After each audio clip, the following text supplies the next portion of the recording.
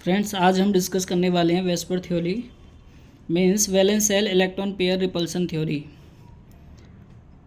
अब होता क्या है, लास्ट वीडियो में हमने सीखा था कौशल लुईस अप्रोच में। अब होता क्या है, उस थ्योरी का लिमिटेशन था कि उसमें शेप और ज्योमेट्री हम पता नहीं लगा सकते, या शेप और ज्योमेट्री के बारे में वो थ्योरी नहीं बताती है कुछ।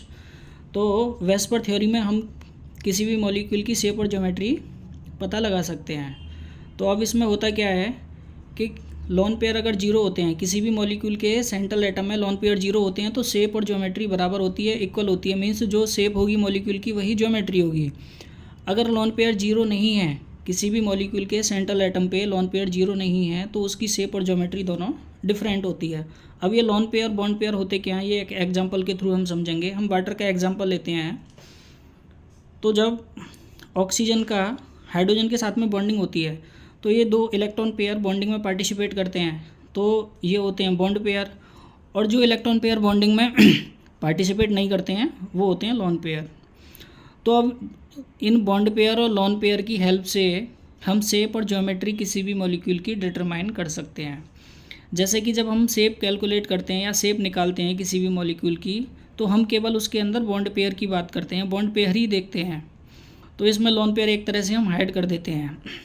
तो वाटर के मॉलिक्यूल की शेप होती है बेंट शेप और वी शेप।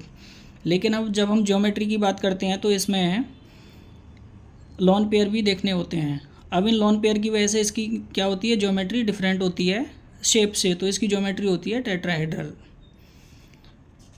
तो अभी हम नेक्स्ट इसके कुछ इंपॉर्टेंट पॉइंट्स हैं वो डिस्कस करने वाले हैं वेस्पर थ्योरी के। तो पहला पॉइंट होता है इसमें, electron pair repel each other and tends to stay away.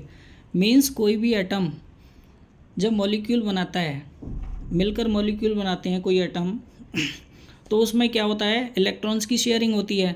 जब इलेक्ट्रॉन की शेयरिंग होती है तो उसमें क्या होता है, रिपल्सन होता है। उसके इलेक्ट्रॉन पेयर में रिपल्सन होता है, बिकॉज उनका चार्ज जो है सेम होता है, नेगेटिवली चार्ज होते हैं इलेक्ट्रॉन्स, तो इलेक्ट्रॉन्स के बीच में रिपल्शन होता है। अब रिपल्शन होता है तो उसकी वजह से क्या होता है कि वो एक दूसरे से दूर रहना चाहते हैं, जिससे कि उनमें कम रिपल्शन हो। अब इसका सेकंड पॉइंट है, different electron pairs have different types of repulsion.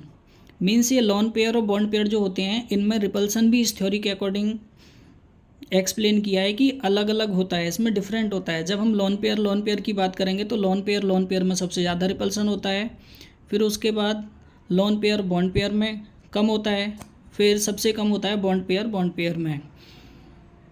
तो बेसिकली ये theory lone pair bond pair के बारे में ही बात करती है कि इनमें रिपल्सन किस में कितना ज़्यादा होता है, किस में कम होता है, उसी के बेस पे शेप और ज्योमेट्री निकालते हैं।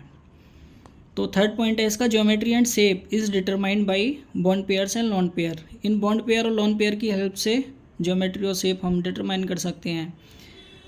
लास्ट पॉइंट है इसका fourth point, if lone pair is zero means किसी भी मॉलिक्यूल के सेंट्रल एटम पे अगर लोन पेयर जीरो है, तो इसकी ज्योमेट्री और शेप सेम होती है। मीन्स जो ज्योमेट्री होगी वही शेप होगी। अगर लोन पेयर जीरो नहीं है, तो उस केस में क्या होता है, ज्योमेट्री और शेप दोनों डिफरेंट होती है। तो आगे ये थ्योरी कहती है, जैसे जैसे मॉलिक्यूल के सेंट्रल एटम पे लोन पेयर अगर बढ़ते जाएंगे, तो वैसे वैसे क्या होगा, उनके बीच का बॉन्ड एंगल भी कम होता जाएगा। तो this is all about VSEPR theory. Thanks for watching the video. Please like the video and subscribe the channel. Thank you.